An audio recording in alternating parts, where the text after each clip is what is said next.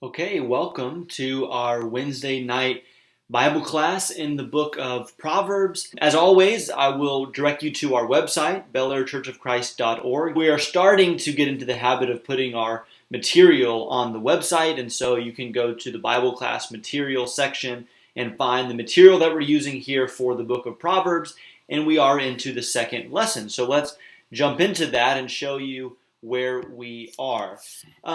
This is the lesson about Hebrew poetry, and so I'm a little bit hesitant or a little bit cautious with this type of lesson. It's the kind of thing that can very easily become dry, boring, and quickly we start to ask questions like, why is this important, or what is the use in learning these things? And so I'm conscious of that. At least believe me when I say that. And maybe as we go, we will have opportunity to talk about why these things are useful to know, but it can come across at first as very academic, and so we want to think through why it is important. So let's start with that and talk about what we are trying to accomplish. So in the book of Mark, chapter 4, like other places in the Gospels, Jesus begins to speak in parables. These are stories that are really just that. They're stories about very ordinary, everyday things. But Jesus tells these stories with the purpose of communicating what we sometimes call a heavenly meaning. And so a story about a guy throwing seed out onto ground becomes a story about how different people and their different hearts receive the message of the gospel. So we're familiar with the way that the parables work. But Jesus says in Mark chapter 4, verse 11 and 12, that he is explaining the parables to the disciples as a way to give them access to the understanding that they need. And that for the people simply hearing the parables, for the crowds, there is a difficulty. The meaning is covered up, and they have to do the work of uncovering that meaning to truly understand what Jesus is saying. Not a perfect parallel, maybe, but I think that we could say that understanding literary devices, understanding things like how poetry works in our Old Testament, that can be a key, that can be a tool for helping us to uncover the meaning that is in a book like Proverbs. And so, by understanding how to read poetry, we know what the text means, and therefore our understanding of the truth is improved, and that leads to our character being helped, transformed, leads to us being edified. All the things that we want out of Bible study, the end result, desired goal of Bible study, is helped by understanding the very basic principles of how do we even make sense of the text that we are reading. So, starting by making the case that I think all of this is helpful, is useful, and important to understand. However, we will say and should admit freely that we don't have to be literature majors. We don't have to be experts in poetry or in the mechanics of language in order to get the benefit that comes from the Proverbs. That is one of the beautiful things about the book of Proverbs, is that even if you didn't understand anything that we're about to say tonight, you could still read through and the meaning and the edification would benefit you. But let's see if we can't talk about some things that can increase our understanding and therefore increase our edification. Here's a list of the things that we will talk about tonight, and these are just a few of the literary devices that exist in a book like Proverbs. But parallelism is something that we have talked about in other classes, particularly in the Psalms, and we'll spend most of our time talking about parallelism because parallelism takes on a special use in the Proverbs, as we will see. But as we will explain more, parallelism is where ideas are similar from line to line, and there is something significant about that similarity, or at least that connection. Personification is another literary device that we will spend a little bit of time talking about and see an example or two, and that is where you attribute a human action to something that is not human, or animation to something that is inanimate. And then acrostic we will just mention towards the end, but we are familiar if we remember our discussion about this from the book of Lamentations, which was we just covered over the summer. So this is the three things that we'll talk about, again, focusing most of our time on parallelism. And as we go, we'll look at examples. And then at the end, we will conclude, again, with some practice to see if we can identify these things in a variety of passages, and then an opportunity to discuss why this might be important. Okay, let's jump into parallelism. Here's what we mean by parallelism. A literary pattern that states an idea in one line and focuses more closely on the same idea in the following line. And so, in very simple terms, we're talking about repetition, saying one thing and then saying it again in the next line. But there's more to it than simply the repetition, and that's one of the things that we will talk about. But just as we get going here, we are talking about focusing on a thought more closely. And we do this ourselves. We, and I probably do it too much, but in teaching or in explaining, I just did it there, you see, teaching or explaining, we repeat the same idea multiple times. And that repetition in different terms, we hope, will clarify the meaning of what we are saying. So here's a basic example from Proverbs 8:6.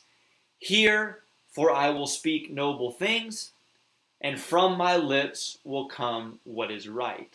You see, that is a restatement, but when you have both of those lines together, it does help to understand what's being said. So here we have, I will speak noble things, and then the second line, we have the same two parts of that flipped. From my lips goes with speaking, and then what is right goes with noble. So noble and what is right, we get a better sense of what the proverb is pointing us to. Or think about this, in terms of being more specific, that's oftentimes why we repeat something, is to narrow in on what it is we're wanting to say. So Proverbs 7:5, to keep you from the forbidden woman and from the adulteress with her smooth words. There's actually two ideas that are being specified in the second part of this verse. The first verse just says, we keep you from the forbidden woman. It's a kind of a general statement. I want to avoid this woman that's forbidden. Well, specifically, she is an adulteress in the second part of the line. And specifically, also, she is trying to use her words to seduce the young man. And the wisdom that is being offered in chapter 7 is to help this young man resist the words of the adulteress that is trying to seduce him. Okay, so we see how there is restatement, there is reiteration. I did it again, you see. But it is in order to clarify and in order to specify. And so parallelism is not simply, like what I do, needless repetition. It is repetition with a purpose. And there are a variety of ways that this can be done. And we'll go through 4 types of parallelism that are the most common in a book like Proverbs. And then you can be looking for these as we go through the book. The first one is what we call synonymous parallelism. This is stating the same idea in new words. So let's see some examples. That is really what makes the most sense of this sort of thing. Proverbs 17:27. Whoever restrains his words has knowledge, and he who has a cool spirit is a man of understanding. This is synonymous parallelism because the two parts of the proverb, the two lines in the verse, are essentially communicating the same message. Now, the second part helps us to understand better, okay? This idea of having a cool spirit, at least to me, I don't know, maybe that's just an English thing, but that communicates something to me that the first part didn't quite do, okay? Restrains his words, though, in the first part, gives us maybe a practical example of what it means to have a cool spirit. But you see that basically the two parts of this verse are essentially saying the same thing. Again, we see an example in Proverbs 19:28. A worthless witness mocks at justice, and the mouth of the wicked devours iniquity. Okay? So both of these lines are about the wicked person, okay? Or the worthless person is the way that the first part of this says it. Okay?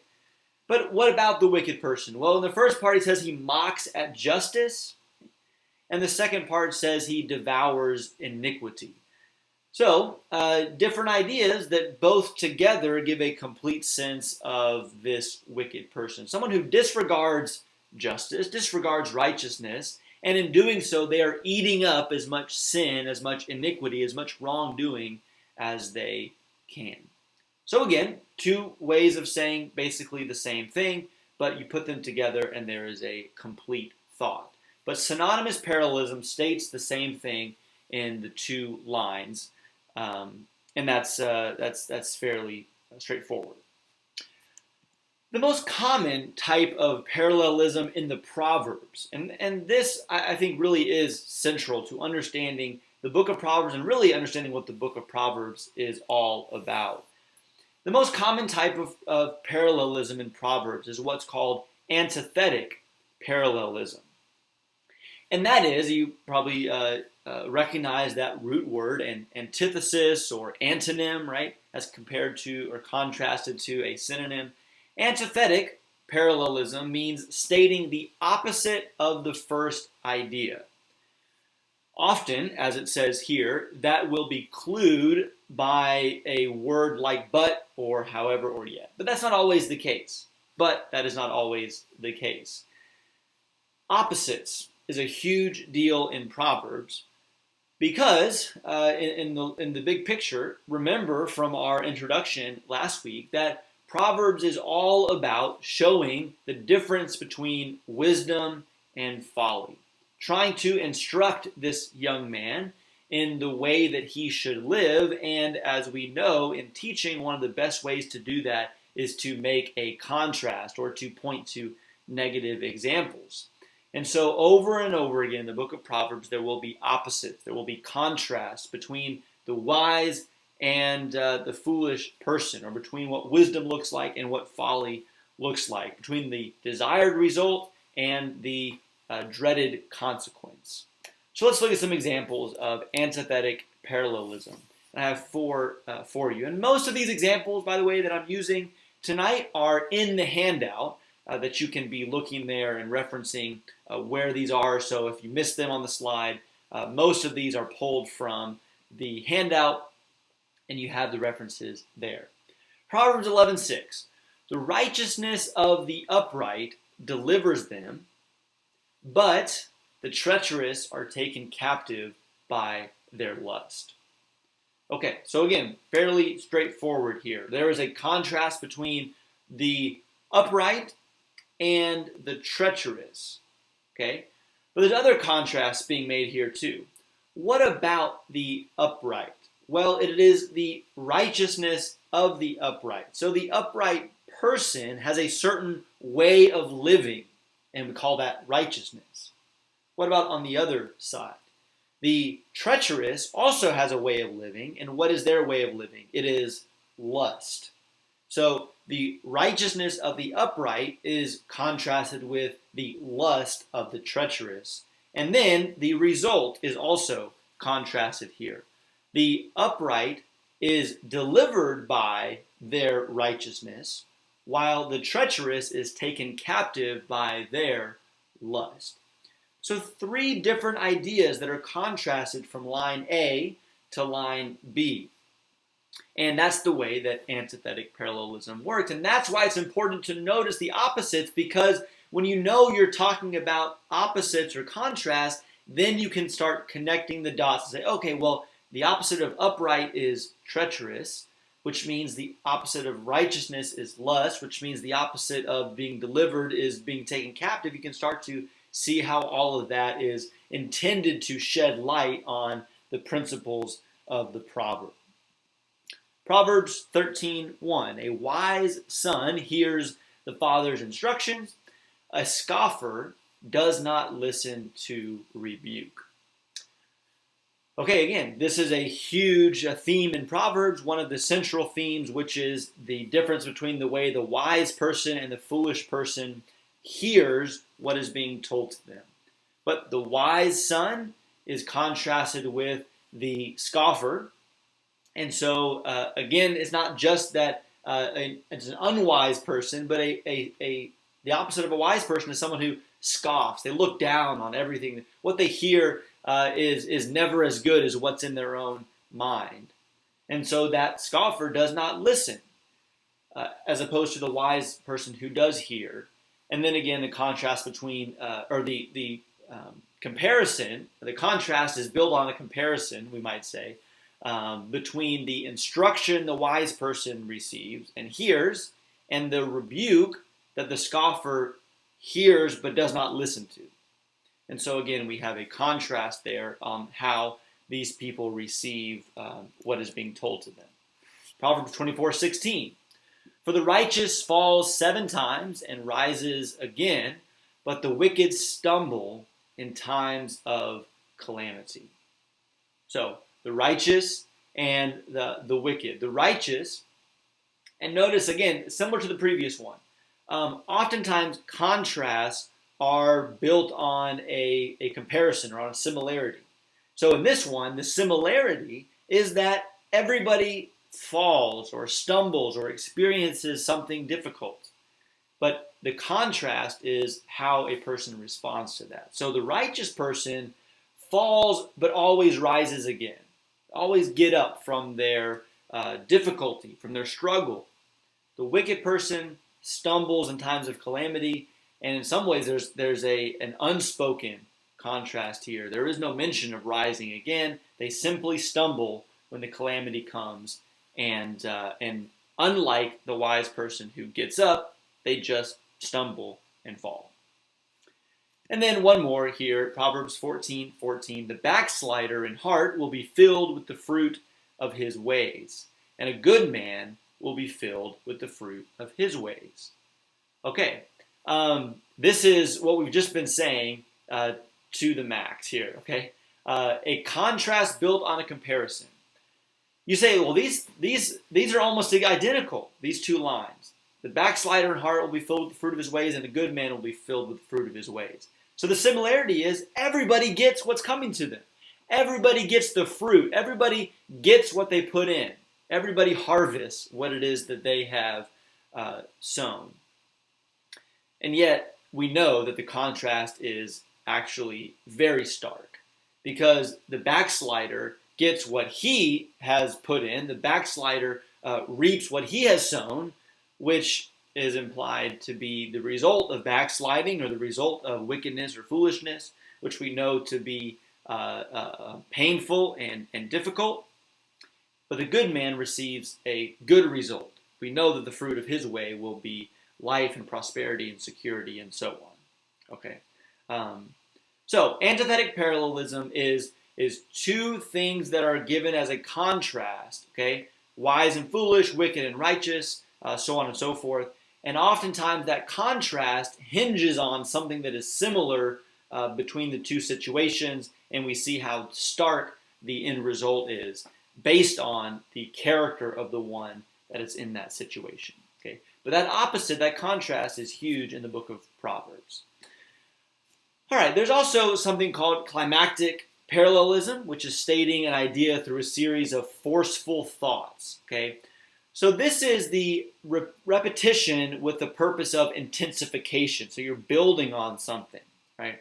And this is fairly easy to pick out, but it's important to notice it because it's not quite synonymous. It's not quite just saying the same thing again. And it's not antithetic in that it's not making an opposite, but we are building on something here. So Proverbs 1, 11, and 12, verses we talked about last week. If they say, come with us, let us lie in wait for blood. Let us ambush the innocent without reason. Like Sheol, let us swallow them alive, and whole like those who go down to the pit. So remember, this is the father warning his son about these associations with wicked companions. And so he's putting words in the mouths of these wicked companions, and he has them talk here about what they're going to do, and you see how it just ramps up the wickedness, the selfishness, the devouring nature of this. Let's lie in wait for blood. Right? So they're going to do violence. But let us ambush the innocent without reason. Oh, this is violence against innocent lives with no cause. Like Sheol, let's swallow them alive. You are comparing their actions to the grave and the way that death swallows people up. Whole, like those who go down to the pit. Unmerciful, all-consuming violence here. But you see how each line just builds climactically on the wickedness that these people are proposing. Another example, this time from Proverbs 30. And notice what's being said here. Who has ascended to heaven and come down? Who has gathered the wind in his fist? Who has wrapped up the waters in a garment? Who has established all the ends of the earth? What is his name and what is his son's name? Surely you know. Okay, you see the building nature of this here. This is a different kind, obviously, of proverb or saying. And this is the poet. These are the words of Agur in Proverbs 30. This is the poet emphasizing the fact that man has no clue compared to God's wisdom, of course, and God's knowledge. And so each question just further emphasizes and builds on that idea of we are clueless compared to God. Who's ascended to heaven to come down, gathered the wind, wrapped up the waters, who established the ends of his earth? So you see how that builds.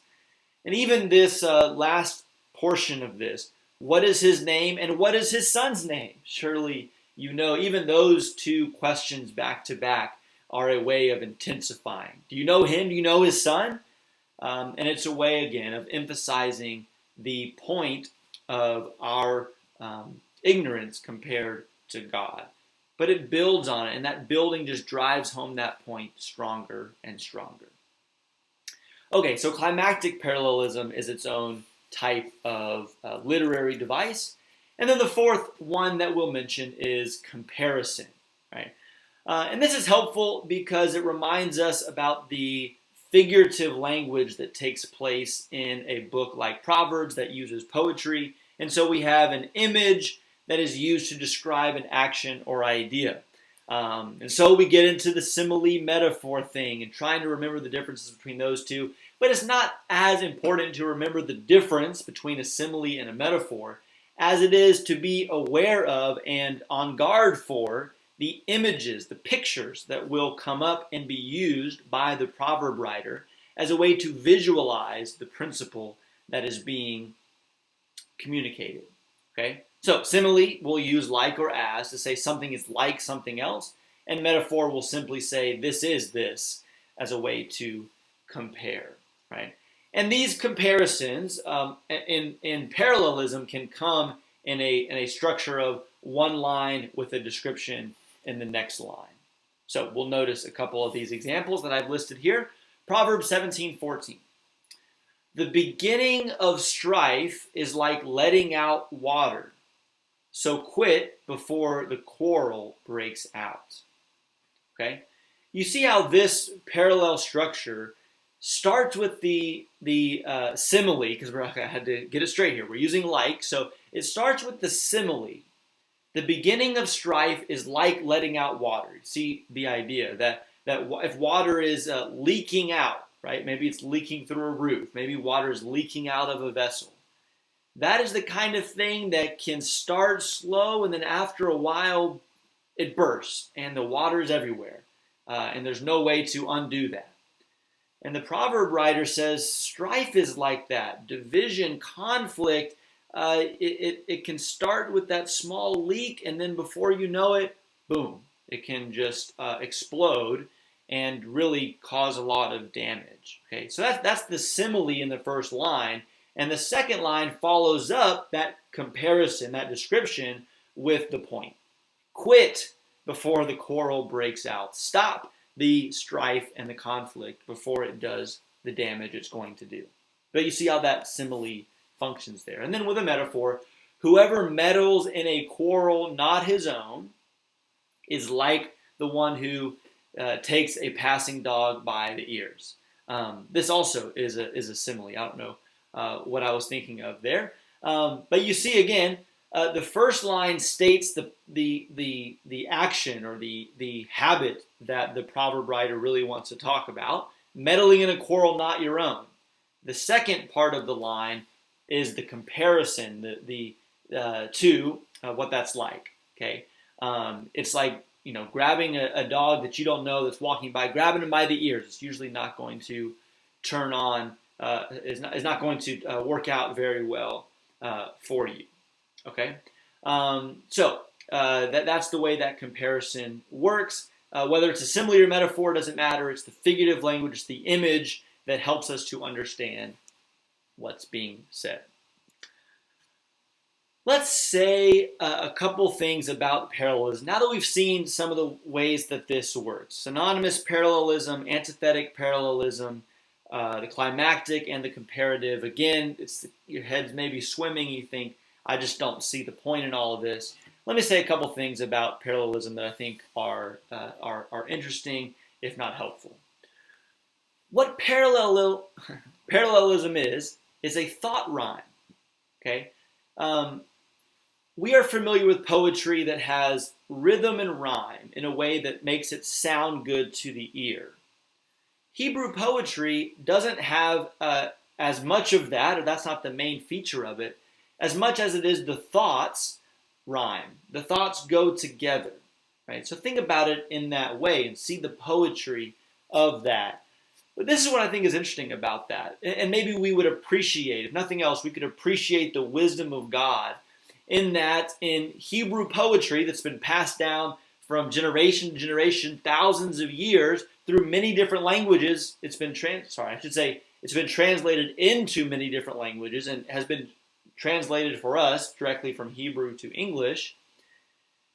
There's a lot of wisdom I think we can appreciate in the fact that the way that Hebrew poetry works, you don't need to read it in Hebrew to see the patterns, to see the rhyme, because it is a thought rhyme. It is the ideas that connect from one line to the other, as opposed to, like in English, you have rhythm and rhyme that if you translated that into another language, you would lose all of that connection.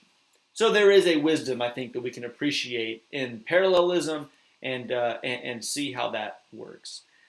I included this from the material that I'm using, and we're running out of time, so I'll skip through it. But there is another type of parallelism called synthetic, and that is basically where the parallelism is just that the second line completes the grammatical thought of the first. It is better to live in a corner of a housetop than in a house shared with a quarrelsome wife.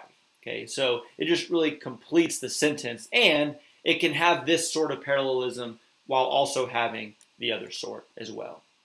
And this is an example of how this is probably more common to us than we realize.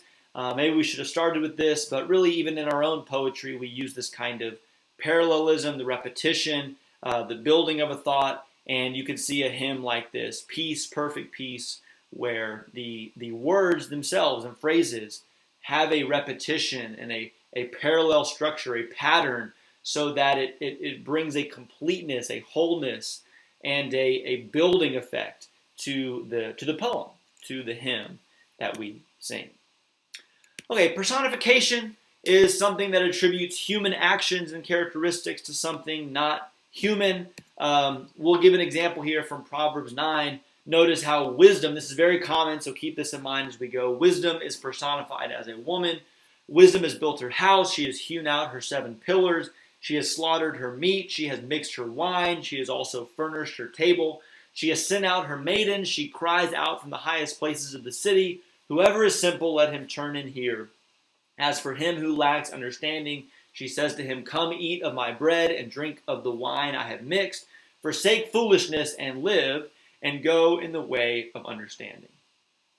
Okay, so there's something powerful about this. And I think especially with the idea of wisdom, the picture of wisdom in the book of Proverbs, it is, I think, powerful to see wisdom is this abstract idea. It's a concept that we talk about. We're familiar with it. But to visualize wisdom as this great lady who is going out and building a house and setting a feast to invite all that would come and receive of her bounty with graciousness, with hospitality. There's power in that, and it helps us to understand what wisdom is doing for us and how God is inviting each of us and the effort that has gone in and the graciousness of the offer of God with wisdom. And so personification has that sort of effect. And then acrostic, I had talked about this in our Lamentations class, where it goes through each letter of the alphabet with, each line or each verse uses the next letter of the alphabet in order. And we've mentioned this before, that Proverbs 31 is an acrostic poem in the original Hebrew, at least that section about a worthy woman who can find. Okay, let's end with this, which is which poetic devices are being used in the following verses. The way of a sluggard is like a hedge of thorns, but the path of the upright is a level highway. Maybe you want to yell out in the group that you're with, what poetic devices do you see here? Well, there is the antithetic parallelism that we've talked about, contrasting the sluggard to the upright and how difficult or easy their paths are. But there is, of course, obviously the use of metaphor and simile. The way of a sluggard is like a hedge of thorns, that's simile, and the path of the upright is level, and that is metaphor. Okay? Next one here, and there's a whole list of these, by the way, on your handout. You can go later on. We're not going to go through all of them, and you could practice yourself with these things. Like snow in summer or rain in harvest, so honor is not fitting for a fool. This is comparative parallelism, okay? Like snow in summer or rain in harvest, okay? You see how that first line doesn't tell us what we're talking about. It's just simply the image. Snow in summer, rain in harvest, right? By the way, those two things don't go together. And so the point, the payoff is in the second line. What are we talking about when we say snow in summer? Well, that's what honor is for a fool. It's not going to come on someone who is foolish. Okay, Proverbs 23, do not toil to acquire wealth. Be discerning enough to desist, for when your eyes light on it, it is gone, for suddenly it sprouts wings and flying like an eagle toward heaven. What poetic devices are being used here?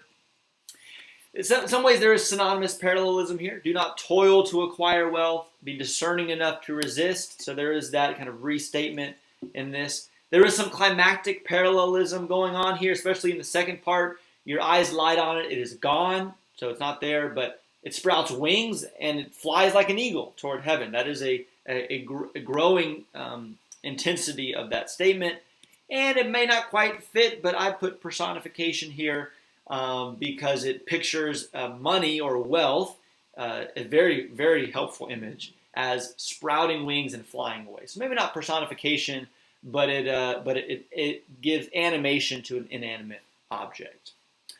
And then finally here, the path of the righteous is like the dawn, which shines brighter and brighter until full day. The way of the wicked is like deep darkness. They do not know over what they stumble. What all poetic devices do you see here? The path of the righteous is like the light of dawn, which shines brighter and brighter until full day. The way of the wicked is like deep darkness. They do not know over what they stumble. This is one of my favorite Proverbs, by the way, or favorite sections, because I think it summarizes what the book of Proverbs is all about, and the way of the righteous and the way of the wicked. But there's several things going on here. There is the antithetic parallelism in the whole section, comparing the righteous to the wicked. But in each of those references, there is a climactic parallelism. Okay? The path of the righteous is like the light of dawn, and then take that to the next level. It shines brighter and brighter until full day. Same with the second one. The way of the wicked is like deep darkness, but it's so dark they don't even know what they are tripping on. So there's a building effect there. There is a comparative parallelism here. The path is like the light of dawn, or the way of the wicked is like deep darkness. And there is even a synthetic parallelism that we talked about some in that there is a completion of the sentence from one line to the next.